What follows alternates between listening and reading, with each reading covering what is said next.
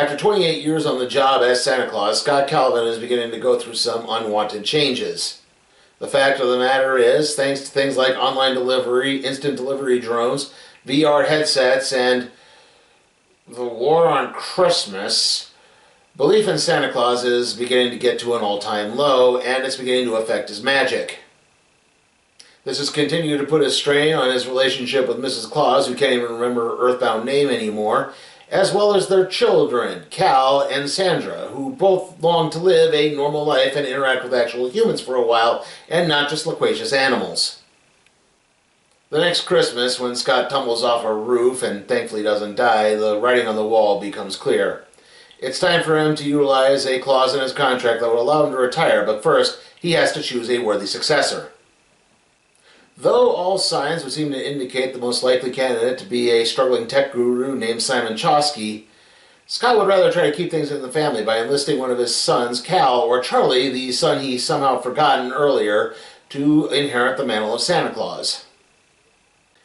However, lead elf Betty is at pretty ill ease, as this is all reminding her of a Santa that no one really wants to talk about. In fact, they don't really want to get too far into the lore of who these past Santas were and what exactly happened to them, especially one that went back to the 14th century when there wasn't much belief.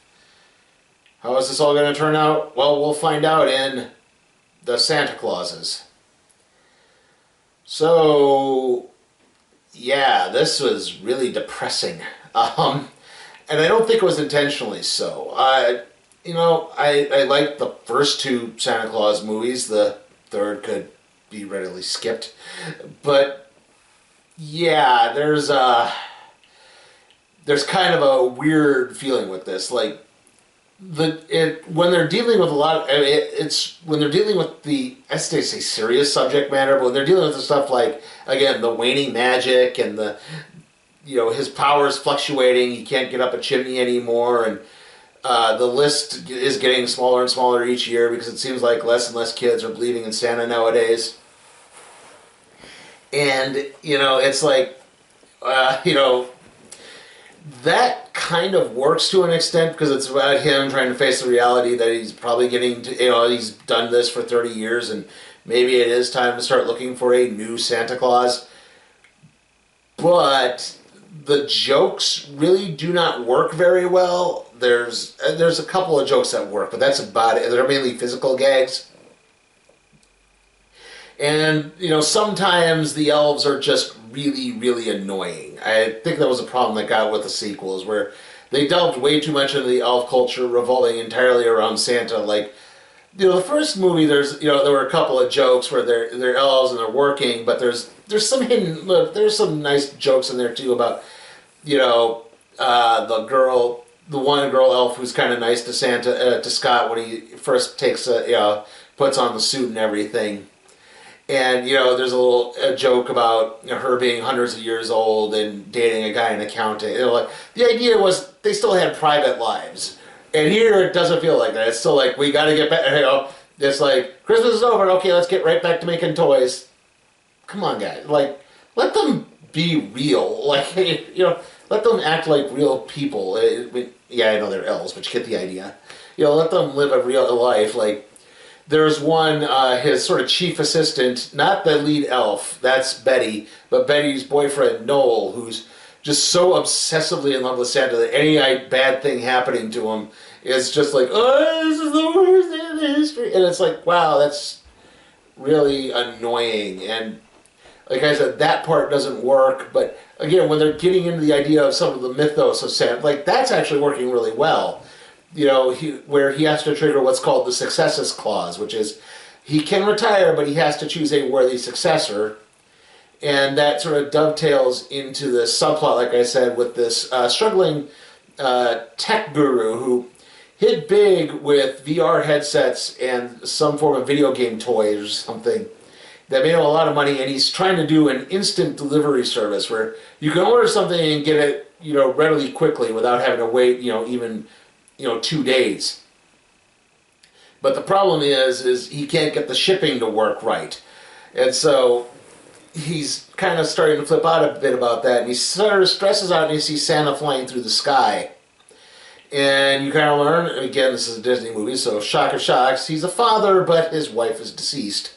And, you know, like I said, he's struggling to get this website going, but as it catches a bizarre glimpse of Santa in the sky, it's like, it sort of piques his interest, the idea of, well, how could Santa possibly work, and could he somehow harness that? And so, maybe this is the idea, because if you've seen the trailers for this, you get the, he does pick his replacement and go into retirement, but it's not going to work out too well. However, the elves also make note of something called, I think it was Dark Santa? There's something like, I hesitate to call it Black Santa, because that's just bad. Going back to the days of the plague in the 13th and 14th century, when belief began to get at an all-time low, and apparently that Santa kind of snapped and maybe lasted a little too long for his own good. And that they're very, like I said, they're very, but then there's other points too, where this is where the problems are. Like, this is actually a plot hole in this, because early on in the first episode, when he's talking to Mrs. Claus, she says, I can't remember who I was before this. Do you remember, like, was there a Mrs. Claus before me? And was there an exposition? It's like, Scott denies that there was ever a Mrs. Claus, but then he remembers his son, Charlie. Okay, so he remembers his son, but he doesn't remember the woman he had the son with, his ex-wife. Yeah. And I do think they cover some parts pretty well. Like, you say, okay, he wants Charlie to inherit the mantle when he decides, well, maybe I will retire. So he says, hey, he goes to visit Charlie, who's living in Florida with his wife and children. And, his wife, the family is outside of Charlie is not aware that Scott is Santa. They just think he runs a shrimping business. And so he says, I want you to take over the family business. I'm not moving to Greenland to fish for shrimp or whatever. It's like, oh, no. It's like, okay, you're going to have to explain to her what I actually do. But, yeah, it's like, but this dovetails back into Cal and Sandra's subplot, which is that they are, like I said, the North Pole is too isolated. They haven't had any human interaction. Cal spends 98% of his time doofing around with an Oculus, basically, playing, life simulator games that are probably developed by Simon Chosky, but I can't say for certain. And then added to that, Sandra is this kind of burgeoning animal rights activist, but a lot of it is just being done because she's lonely and she's a teenager and, she doesn't have anyone to really talk to. And like I said, those parts kind of work. But everything else is just so all over the place and scattershot and trying to be way too cutesy for its own good that it just sort of bogs everything down. Maybe this can pick up in further episodes, I don't know, but for now I'd probably have to give episodes 1 and 2 of the Santa Clauses a C. They're not terrible, but at least they're short too. They're only about 30 minutes long, so at least they won't take up too much of your time. Unlike, say, the problems I've had with Andor or some of the other shows where they're just an hour long and then it's never ending. There are times where it just feels so much of a pit, but at least in this case, it's a half an hour show each episode. So, like I said, they are briskly paced. There are parts that do work pretty well. Unfortunately, just most of it doesn't. Santa bags are coming, Santa bags are coming, Santa bags are coming, Santa bags are coming to your town. Watch out, Santa, look around, Santa's we're coming, New Coca-Cola Santa Packs, the only real holiday refreshment. Look for this display at your store. holiday refreshments like we bring. A proper Santa pack, it's always a real thing. Santa bags are coming, always Coca-Cola. Okay, so obviously this is a busy week. I'm shooting this on Wednesday night, but it'll be up Thursday, maybe morning, hopefully. But yeah, after that, the next video is going to be Impact Wrestling Overdrive. Then we're doing AEW Full Gear, and kind of in between that will be the random trade review on Infamous Iron Man Volume 1. I have that scripted, I just need to do everything else, basically.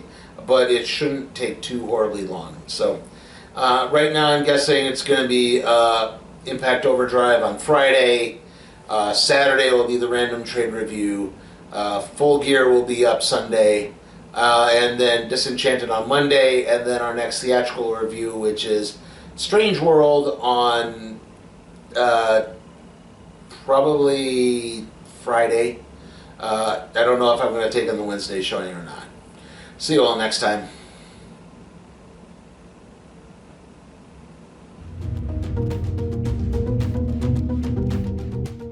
Hey guys, remember you can request a movie or a television series for me to review at my Patreon at patreon.com/CPTime for Cat Productions. Also, remember to like the video, comment, share, subscribe, and ring that notification bell so that you can be alerted to further videos.